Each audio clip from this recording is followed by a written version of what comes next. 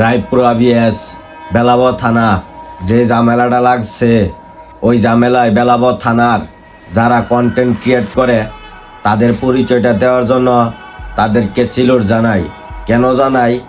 রায়পুরার 90% লোকই উগ্র মেজাজে ভিডিও বানায়, শুধু 1% মানুষে ভিডিও বানাইছে ভালো ভিডিও।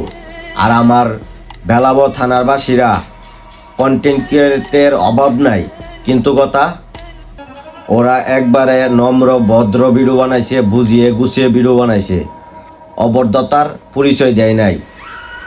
কিন্তু এরপরেও বেলাব থানা থেকে 2-1 জন বানাইছে, যেরকম আরেকজন আছে, আমিও বানাইছি। কেন বানাইছি? ওদের এই উগ্র মেজাজি কথা শুনা আর বৈশা থাকতে পারি নাই।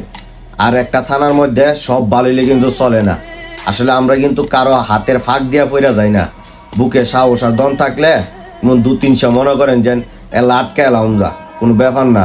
তো আমার কথা হইলো এইটা যে আমার বেলাবাসীরা যে কত ভদ্র নম্র, এই ঝামেলা থেকে এই পরিচয়টা দিয়ে দিছে।